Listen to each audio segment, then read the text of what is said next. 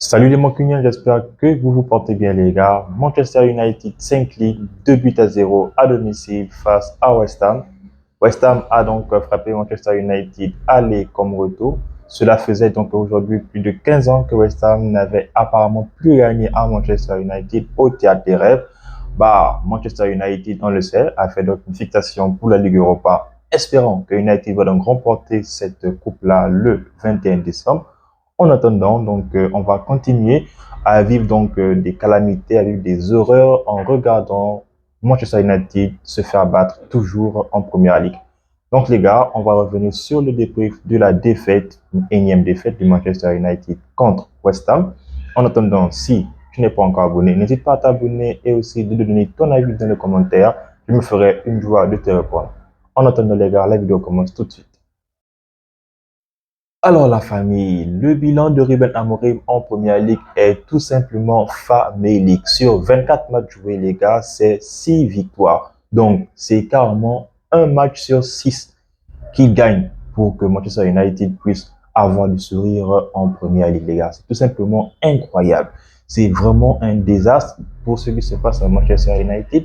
Les pires records ne font que être ressassés encore et encore. Lors du match, les gars, l'un des commentateurs disait que pour revoir Manchester United être aujourd'hui 16e, il fallait donc revenir sur la toute première saison de Sir Alex Ferguson où lui aussi, il a vraiment eu du mal à se reprendre. Même si les gars, on sait tous que après cela, il a donc permis à Manchester United de pouvoir connaître le succès qui lui était arrivé. Mais aujourd'hui, avec la nouvelle ère, c'est vraiment compliqué de pouvoir s'en sortir, étant donné que pour les postes managériales dans des clubs deviennent de plus en plus rares et ils ont la possibilité d'être éjectés à tout moment, même s'ils ont soi-disant la confiance des dirigeants. Et à Manchester United, c'est donc un vivier pas possible des entraîneurs qui ne font que venir et repartir, sachant qu'ils viennent tout de même avec une grosse hype, mais lorsqu'ils repartent, c'est directement par la petite porte. Même si les gars, Manchester United a tout de même remporté des titres lors de ces 3 dernières années. Bref les gars, pour la rencontre d'aujourd'hui, West Ham est venu. West Ham qui était alors 17e, Manchester United était 15e. Les gars, un classement qui laisse vraiment à désirer de la part de Manchester United, sachant que son poursuivant direct, le 16e, Tottenham, a aussi perdu.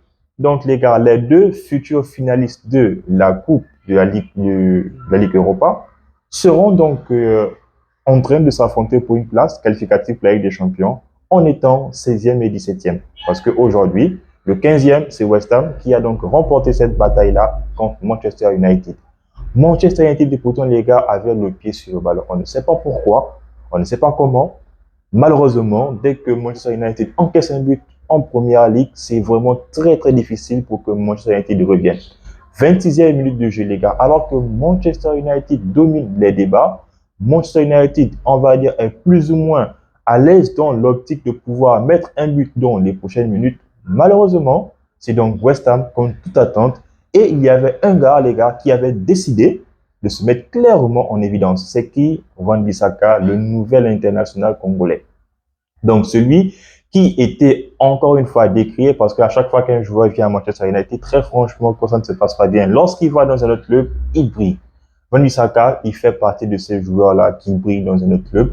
On peut dire que le club où celui-ci est allé, c'est un club qui lui réussit, c'est un club où il n'y a pas tellement de pression, donc il ne serait pas comparé avec des joueurs comme les Phil Evans. Il aura la possibilité, bien évidemment, de faire une performance à sa juste valeur. Et aujourd'hui, c'est ce qui s'est passé. On a eu un grand coup douce qui a littéralement mangé Manchester United. On a eu un grand Bissaka et aussi on a eu des finisseurs qui étaient là à point nommé. Contrairement à nous, où malheureusement Højlund passe le temps à rater énormément des occasions. Parce que c'est ce qui s'est fait, les gars. Premier but, 26e minute, débordement de qui? De Kudus par qui crée d'abord le décalage, c'est Wan-Bissaka. Kudus qui s'amuse avec la défense de Manchester United. Soucek, l'ancien ami de Declan Rice, les gars, qui brille totalement arrière masse et qui, voilà, mène le score, 1 but à 0. 30e minute de jeu, Manchester United qui domine, mais malheureusement, dominer n'est pas gagné. United se retrouve mené 1 but à 0. United pousse. Malheureusement, après avoir enquêté ce but-là, Manchester United, les gars, n'a clairement plus existé. Les gars, Maïnou Ugarte dans un 3-4-3, très franchement, c'est vraiment difficile pour que ce gars puisse s'en sortir. Même si il y avait donc devant Bruno Fernandes et Mason Mount, c'était vraiment difficile. Et étant donné que sur la composition, les gars, très franchement, c'est vrai que l'équipe a été remaniée. Néanmoins, les joueurs qui étaient sur le terrain avaient au moins cette vivacité-là à aller presser vers l'avant. On l'a vu avec les joueurs comme Mount, on l'a vu avec les joueurs comme Amad Diallo. Donc, lorsque ces joueurs-là débutent, sachant qu'ils sont tout le temps les premiers joueurs à toujours faire le pressing, ça donne un soulagement à des joueurs derrière comme Bruno Fernandes, même encore un autre manière comme Kobe Mainoo. Mais là, pendant cette rencontre-là, Manchester ou encore ces joueurs ne se sont pas montrés en évidence. Bruno Fernandes, voilà, lui, on sait que c'est forcément, ou bien on sait que c'est forcément lui, donc le gars qui sort du lot. Mais force est de constater aujourd'hui, les gars, que malheureusement, Bruno Fernandes, lui aussi, il était noyé. Je peux accuser donc le fait que United, ou du moins Bruno Fernandes, soit fatigué, parce que si lui il est fatigué, bah, qui va s'en sortir? Qui va s'en sortir? Donc, United se retrouve mené 1-0. United, à ce moment-là, n'a plus le ballon. West Ham confisque le ballon. Et à ce moment, c'est maintenant West Ham qui domine les débats. Et eux, au contraire de Manchester United, bah, ils ont réussi à concrétiser leur action. Parce que Højlund, ce tocard de chez Tocard, a beau lui faire des bons ballons, a beau lui donner, donc, a beau le mettre dans des bonnes conditions, les gars, il ne réussit pas à marquer. C'est vraiment terrible. C'est vraiment dommage pour nous parce que, oui, aujourd'hui, les gars, il nous faut vraiment un attaquant parce que Højlund, on ne peut pas se le coltiner. À moins qu'il aille en prêt et que, ou bien, Manchester United, voilà, essaie de voir une clause de rachat comme fait le Real, comme le Real l'a fait avec plein de joueurs. On a par exemple, comme celui que j'ai le plus en tête, c'est Morata par exemple. Morata, donc, ils ont eu une clause libératoire, une clause de rachat du moins. Et lorsqu'il performe dans le club où il a donc été prêté, il revient à Manchester United. Si c'est pas le cas, bah, il repart pour de bon. Mais à Manchester United, c'est vraiment compliqué. Un neuf, vraiment, c'est très compliqué pour qu'il puisse donc exister à Manchester United.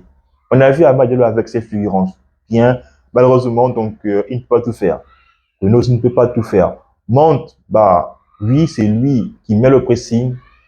Il a adressé un peu le ballon à Højlund. Celui-ci s'est encore permis de rater. Encore un tocard. Oui, c'est un pro. Oui, il doit faire mieux.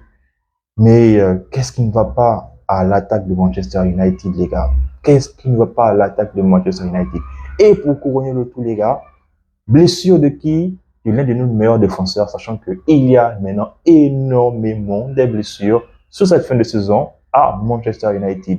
L'Euro s'est blessé dès la reprise donc, de la seconde période, donc à la 48e, 50e minute, il se blesse. Ah, on se pose des questions, est-ce que sa blessure-là, elle est grave? Parce que dans 10 jours, c'est la finale, les gars. C'est la finale contre Tottenham.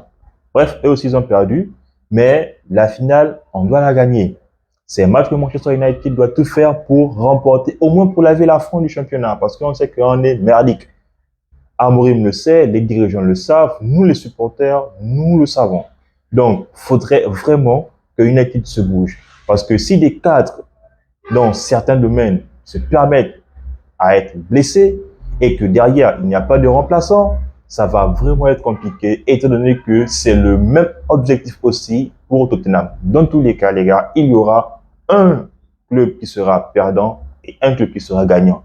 J'espère dans tous les cas que ce ne sera pas Manchester United parce que là, ce serait vraiment la goutte d'eau qui va faire déborder le vase. Et est-ce que la légitimité de Amorim sera toujours aussi pesante? Je vous laisse me répondre dans les commentaires, les gars. Mais ça va vraiment être difficile. Bref, les gars, Euro se blesse, sachant que Shaw, lui aussi, sur le terrain, se faisait laminer. Il était à côté donc, de Hamas. C'était très difficile pour lui. Hamas, donc, voilà, il vit vraiment donc, des périodes vraiment difficiles depuis qu'il enchaîne. Il a fait comprendre lors d'une interview que pour lui, c'est vraiment tactique et c'est vraiment physique. C'est donc difficile de pouvoir s'adapter. Mais au fur et à mesure, Ruben Amorim l'aide à pouvoir s'intégrer parfaitement dans le groupe numéro 1 de Manchester United. Shaw sort ainsi que Euro blessé, c'est Maguire et Lindelof. Lindelof, les gars, qui lui aussi a failli nous accorder un troisième but. Malheureusement, troisième match de Bayern dire aussi, les gars, bah lui, c'est 3 matchs et c'est 9 buts encaissés, 10 buts encaissés.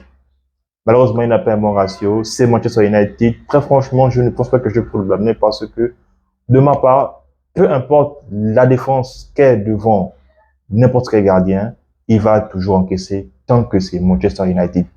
Parce que on aura beau insulter les gardiens ici et là, mais avant tout, avant que le gardien ne fasse son jeu de dernier rempart, il a d'abord une défense sur qui il peut compter. La défense de Manchester United n'est pas une défense sur laquelle on peut compter. C'est donc, comme on le sait tous, un couteau chaud qui est en train de fondre littéralement du beurre, comment ça passe crème, les gars. C'est ça la défense de Manchester United. Du moins en première ligue, parce qu'en Ligue Europa, on ne sait pas comment ils font pour avoir un souffle pour pouvoir donc gagner leur match. Très franchement, avec eux qui savent. Et que eux qui savent effectivement si oui ou non ils choisissent leur match. Ça, nous, on ne sait pas. Nous sommes toujours là dépités. On n'a pas de mots lorsqu'on voit notre équipe se faire battre. Ugarte, les gars, bon, c'est lui qui offre le deuxième but parce que il s'arrête sur un pressing de qui? Aaron Wan-Bissaka. C'est encore lui. Donc, les mêmes hommes qui étaient lors de la construction du premier but, ce sont encore les mêmes hommes qui sont lors de la construction du deuxième but. À l'exception qu'à la finition, le premier but c'était Thomas Soucek et le second c'est Jarrod Bowen.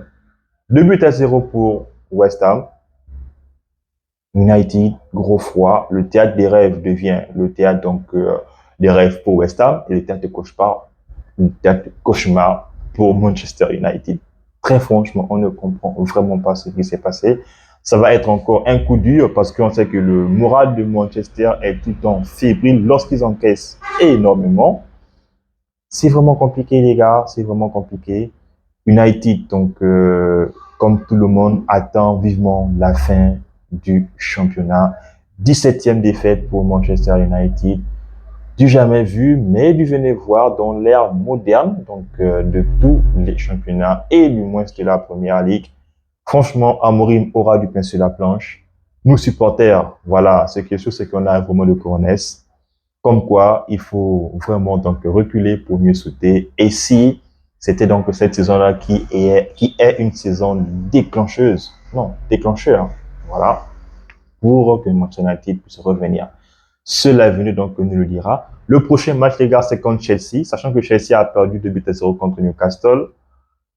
Bon, aujourd'hui, le 11 mai, on a perdu, anniversaire donc de Bob Marley, fête donc du cannabis, le 16, mon anniversaire. J'espère au moins que Manchester va nous faire plaisir.